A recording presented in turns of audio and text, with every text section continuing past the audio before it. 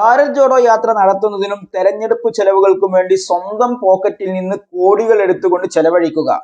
ബിജെപിയെ തെരഞ്ഞെടുപ്പുകളിൽ പരാജയപ്പെടുത്താൻ വേണ്ടി സ്വന്തം അണികൾക്ക് ആവേശവും ആശ്വാസവുമായി മാറുക.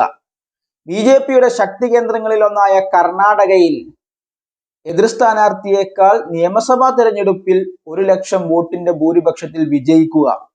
ബിജെപി ഇഡിയെയും ഇൻകം ടാക്സ് ഡിപ്പാർട്ട്മെന്റിനെയും വെച്ച് ഭീഷണിപ്പെടുത്തി അറസ്റ്റ് ചെയ്യുമ്പോൾ ആ ഭീഷണിയെ എല്ലാം തട്ടി മാറ്റിക്കൊണ്ട് അവർക്ക് തന്നെ തിരിച്ച് തലവേദനയാക്കുന്ന കാര്യത്തിൽ ഒന്നാമനാണ് കർണാടകയുടെ നിലവിലെ ഉപമുഖ്യമന്ത്രിയും അവിടുത്തെ PCC പ്രസിഡന്റുമായ DK ശിവകുമാർ.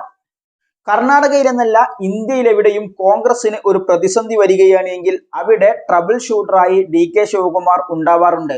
2002 നമ്മൾ കണ്ടതാണ് മഹാരാഷ്ട്രയിൽ ബിജെപിയും ശിവസേനയും ചേർന്ന് കോൺഗ്രസിന്റെ MLA-മാരെ ചാക്കിട്ട് പിടിക്കാൻ ശ്രമിച്ചപ്പോൾ DK ശിവകുമാർ എന്ന ക്രൈസിസ് മാനേജർ പണി തുടങ്ങിയതാണ്. പിന്നീട് നമ്മൾ കണ്ടു 2017 ബിജെപിയുടെ ഏറ്റവും വലിയ കോട്ടക്കൊത്തളമായ ഗുജറാത്തിൽ രാജ്യസഭാ തെരഞ്ഞെടുപ്പിന്റെ സമയത്ത് കോൺഗ്രസിന്റെ 40 MLA-മാരെ ചാക്കിട്ട് പിടിക്കാൻ ശ്രമിച്ചപ്പോൾ അവിടെയും DK ശിവകുമാർ എന്ന ട്രബിൾ ഷൂട്ടർ ഇറങ്ങി തന്റെ ചിറകിനടിയിൽ കോൺഗ്രസിന്റെ MLA-മാരെ സുരക്ഷിതരാക്കി. 2023 നിയമസഭാ തെരഞ്ഞെടുപ്പിൽ ബിജെപി സകല തരത്തിലുള്ള വർഗീയത കളിച്ചിട്ടും നരേന്ദ്രമോദി പല തവണ കർണാടകയിൽ വന്ന് പ്രചരണം നടത്തിയിട്ടും ബിജെപിക്ക് വിജയിക്കാൻ സാധിച്ചില്ല എന്നത് മാത്രമല്ല DK ശിവകുമാറിന്റെ നിശ്ചയദാർഢ്യം ഒന്നുകൊണ്ട് മാത്രം കോൺഗ്രസിന്റെ വിജയം നിരുപാധികമായിരുന്നു.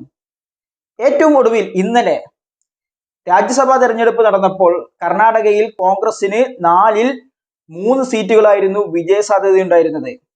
ആ 3 സീറ്റുകളും വിജയിച്ചു എന്ന് മാത്രമല്ല ബിജെപി MLA ആയ സോമശേഖറിന്റെ വോട്ട് കോൺഗ്രസ് സ്ഥാനാർത്ഥിയായ അജയ് മാക്കന് ലഭിക്കുകയും ചെയ്തു. ഇതാണ് DK ശിവകുമാർ എന്ന കന്നഡികന്റെ മാജിക്. ഇനി കോൺഗ്രസിന്റെ തന്നെ മറുവശം എടുക്കുക.